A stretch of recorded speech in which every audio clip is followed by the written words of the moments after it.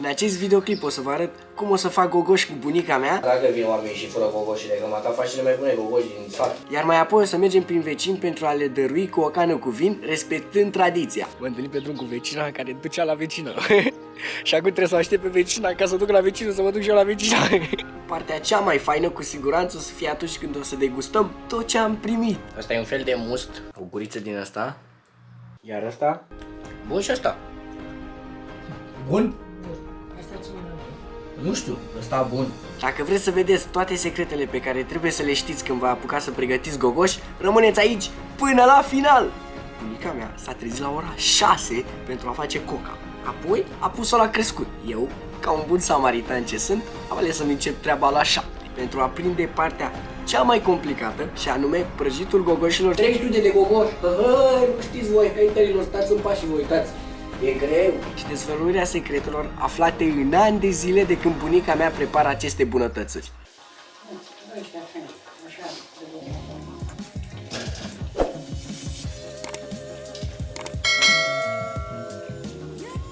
Și stăm la crescut.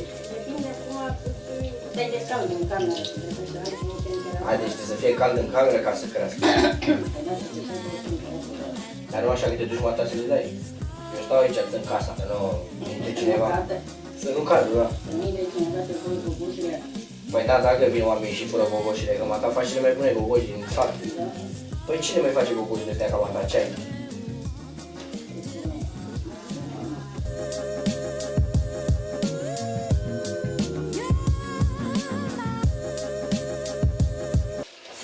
Nu le ții să ardă, adică Să fie făcute, nu? să le mai întinzi puțin așa în mână. Le iau așa și le întind un pic. Nu mult, Un pic. ca să nu mai cresc. Dragilor, ați văzut-o pe bunica mea, ea este cu noi și la bine și la greu. Nu prea îi place ei să stea așa mult la cameră. Stați un pic că mi se ard gogoșile. Și după aia mă omoară. Sper că ați învățat și voi de la bunicii voștri. Vii frumos cu cănuța și faci formă. Deci cu mâini. Da, bun. Gogoșele făcute acasă, nu jucărie. Poți tu care îi pui să ține și fără ulei, ai bătrâni așa țineau.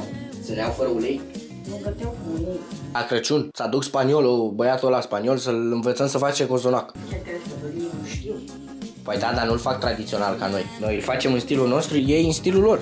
Și îl învățăm și noi să facă românește, să facă o sarma. Dar chiar, de ce? De unde a apărut, mamă, vegă, chestia asta așa? Asta e, mata, când erai mică, făceai așa? Da, făceau colaci. Făcea mama aia și dădea pinsat? Deci de multe, nu... N-ai fost. Dar numai la noi? N-ai Sau fost. în toate zonele? Că uite, eu n-am auzit pe alții în alte zone să... Nu știu, pe câte răspuse ei. Acum fiecare își păstrează tradiția în locul lui. Ce-mi place să fac gogoși, bunica mea, îi mulțumesc din suflet că mă învață și pe mine să fac așa ceva, că altfel s-ar pierde toate tradițiile astea și asta e o tradiție foarte frumoasă, să dăruim în Joia Mare. Iei una de asta mică și o pui, să încerc. Că mă duc să mă uit pe internet să văd când e popa la noi. Te duci pe internet când e popa la noi? Păi, lăsându-mă bunica mea singură aici, bine ați venit în bucătăria Jamilei! Haideți să facem un gogoș pentru Joia Mare. Să mai facem câteva, adică. Păi, ca prim sfat, primul an veniți și verificați. Adică aia, uleiul este încins. Ați văzut? Dacă puneți ulei încins, ia să gogoși așa. Mai închise așa. Și să veni, să-mi pune și astea. Pauză. Haide, mă lasă bună, ne? Avem aici uleiul aproape încins. Luăm o mostră de cocă. Să vedem. Da, este încins. Haideți să sărim pe el. Ce să zic, îmi dă bunica mea țeapă, mă lăsă singur să lucrez la gogoși. Să fac gogoși, să dau la tot satul. Mai am de făcut 300 de gogoși. Nu știți voi, haterilor, stați în pași și vă uitați. E greu. Bunica mea dă foarte multe de dimineață, mai ales de dimineață, să se trezesc toți din sat și să se programeze. Bă, frate, hai că trebuie să ne trec, gata, hai. Unde-i vinul, mamă, vecă? Asta. Bun? E de la de Paște sau? De la TB. Așa. Așa. Ia, da. Bună. Hai, trec testul.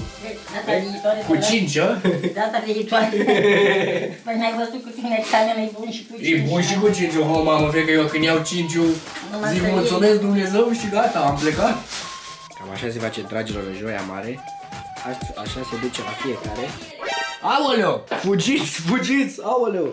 E greu să fii și filmezi, să faci și gogoși. Mamă, vecă ce le arsezi, să nu dai vina pe mine, că eu nu le arsei așa. Prima farfurie a fost dăruită și deja am primit ceva la schimb. De-abia acum pot spune că începe partea mea preferată. Ce culoare, ce ansamblu, ce buchet. Minuță drăguță. Mamă, vecă! Vinul meu unde e?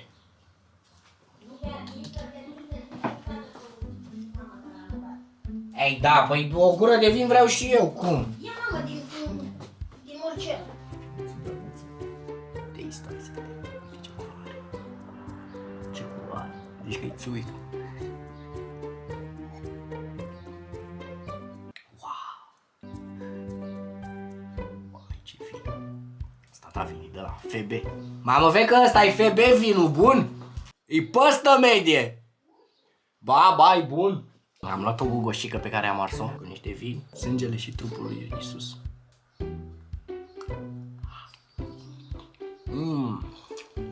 Mamă, combinația perfectă. Toată aroma, cu gogoșile astea. Noroc să fie pentru noi, să fie entuziasm bun. Copiii, să nu faceți așa ceva acasă. Asta a fost doar o demonstrație, aici a fost suc, n-a fost vin, să știți. Eu nu consum alcool. Numai puțin. A fost suc, lumea. Am mai plecat cu o tavă, chiar acum mergem la vecinii noștri și dăm și primim, este senzație. Așa este aici. Meanwhile, am venit, ce-mi place, ce frumos e la sat. Suntem toți o familie. Taci, Cuțu! Așa vezi, dăruiești și primești, nu? Foarte frumos, fără așteptarea asta, dar așa este. Cine-i Cuțu mic? Cuțu, ce faci mă, Cuțu, mă? Wow, ce să umplu masa aici. Hai să vedem care e cel mai bun vin. O guriță din asta. What? Ăsta e de FB. Mamă, fecă! Alughiță e de FB. Ăsta e un fel de must. Iar ăsta? Bun și ăsta. Dar ăsta e bun rău. Ia că mai veni eu. La mine poarta să împilează. What? Cum e ăsta? Opa! Dădurăm două farfurii și uite acum masa plină. Cum dădurăm și veniră. Partea cea mai faină, acum mâncăm și bem. Uite așa aș vrea să mor, cu paharul lângă mine, cu copzarul lângă mine. Uite așa aș vrea să mor. Tu guși în Dar e toate. bun rău ăsta e bun rău alughiță, eu ia gustă. Lasă-mă, mamă. Gustă să vezi, eu luai câte o gură din fiecare, nu. Dar la alughiță m-aș opri. Ăștia cine le-a dus ăsta, Senia? Nu știu, două cănuțe parcă a dus-o cine? Bun? Dură? Da, alughiță ia. Ăsta cine l-a dus? Nu știu, eu crezi că mai știu, că a dus la oameni mulți. Ăsta e alughiță ia, ăsta bun. Vezi, uite, de-aia e faină sărbătoarea asta, că iei așa câte o gură. Îmi pare de vin, zici că bei o gură, știi, dar dacă 10 pahare. Haide să ducem ultima farfurie la vecini. Hai să o ducem. Ce fain e! Mă întâlnit pe drum cu vecina care ducea la vecină. Și acum trebuie să aștept pe vecina ca să duc la vecină, să mă duc și eu la vecina. Ce tare! Dăruiți, dragilor, asta e cel mai important. Uite ce frumos mă simt. Ce energie frumoasă. Joia Mare, zi specială. Frumos? Vreau să vă urez Paște fericit alături de cei dragi, să fiți sănătoși, să vă bucurați de această sărbătoare. Așa sărbătorim noi în fiecare an Joia Mare, în săptămâna patimilor, aici la Novaci, acasă unde mi este mie drag. Și acum, partea mea preferată din tot acest proces, după ce am dăruit și la rândul nostru am primit, este să stau la masă, să mă gândesc cât de frumos m-am simțit dăruind și în același timp să mănânc bunătățile primite de la vecini, cărora le mulțumesc pentru că fiecare ne-a dat ce a putut și ce a avut normal. Asta este și frumusețea. Cu un colac, cu o bombonică, ați văzut, cu un corn. Este foarte frumos, m-am umplut de energie.